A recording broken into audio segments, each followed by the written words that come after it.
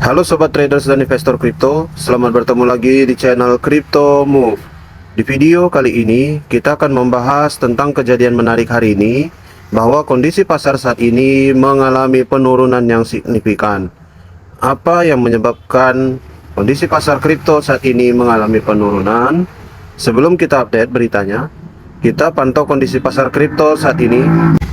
Total market cap kripto saat ini berada di 1.416 miliar dolar, menurun 3,6%, dengan volume perdagangan 24 jam terakhir berada di 90,847 bilion dolar. Dominasi Bitcoin saat ini berada di 49,8%, dan level Fear and Greed Index saat ini berada di level 62%. Masih dalam zona kerakusan, namun ada penurunan dari 77% menuju 62% akibat ada sentimen negatif, di mana Changpeng Zhao, CEO dari Binance, saat ini dalam masalah. Apa masalah dari Changpeng Zhao? Langsung kita update beritanya. Jadi di sini teman-teman diberitakan bahwa Amerika Serikat mengatakan bahwa ada Binance melakukan transaksi kepada ISIS, Al-Qaeda, dan Hamas. Amerika Serikat mengindikasikan Binance mengizinkan transaksi terhadap ISIS, Al-Qaeda, dan Hamas. Jadi berita ini ditulis bahwa melalui platform Binance, ISIS, Al-Qaeda, dan Hamas melakukan transaksi keuangan untuk tentunya mungkin pembiayaan atau pendanaan kelompok teroris mereka. Yang kita tahu teman-teman, ISIS, Al-Qaeda, dan Hamas adalah kelompok-kelompok teroris yang mengganggu keamanan negara.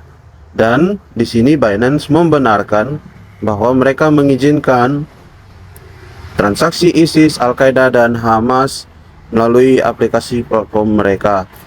Dan juga Kepala Kepatuhan Binance sudah mengakui peran bursa Binance dalam mendanai Hamas pada 2019 lalu, yang berakhir bahwa penyelidikan bursa selama bertahun-tahun belakangan ini membuat Changpeng Zhao sebagai CEO dari Binance mundur, teman-teman.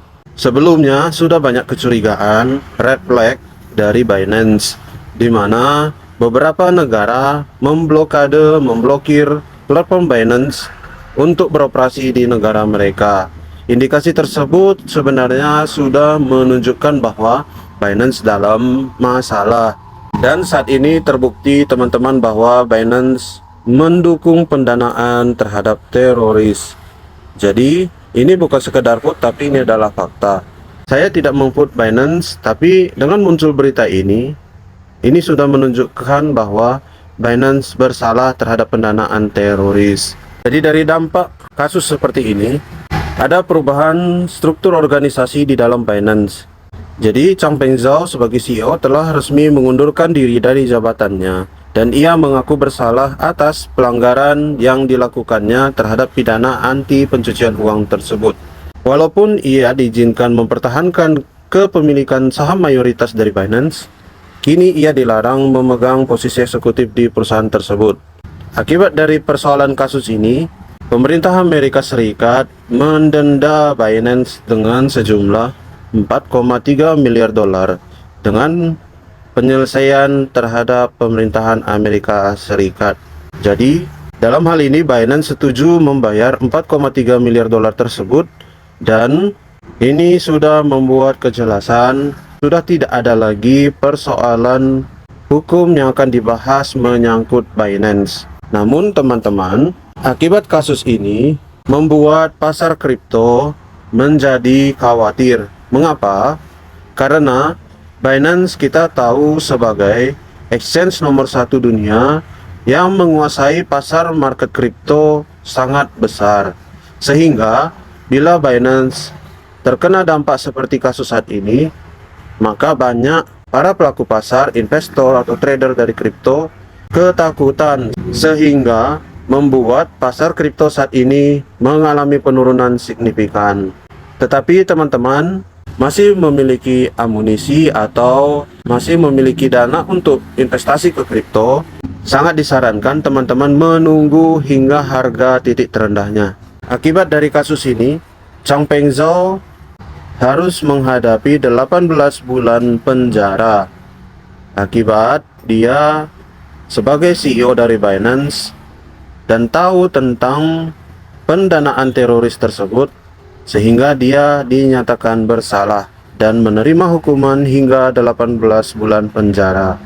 Jadi teman-teman, di kripto ini tidak menutup kemungkinan orang yang terkaya dari kripto pun tidak dalam keadaan baik-baik saja.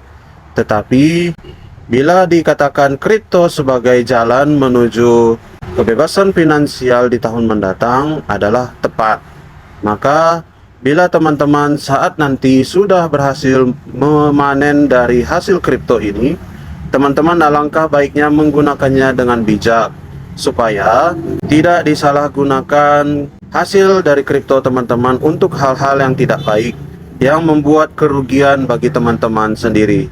Ini adalah hikmah dari pelajaran seorang CEO Binance, Changpeng Zhao, yang sudah ultra kaya pun bisa jatuh ke dalam persoalan kasus seperti ini. Selain itu juga teman-teman, ada penyebab lain yang dimana SEC menyerang exchange Kraken.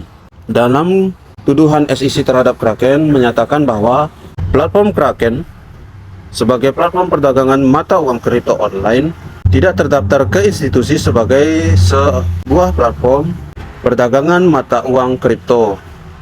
Dan ini adalah alasan dari SEC menggugat Kraken. Jadi Komisi Sekuritas dan Bursa Amerika Serikat mengajukan gugatan terhadap Payworks Incorporated yang secara kolektif dikenal sebagai Kraken. Jadi Payworks Ventures Incorporated ini dituduh sebagai platform yang tidak terdaftar dalam SEC.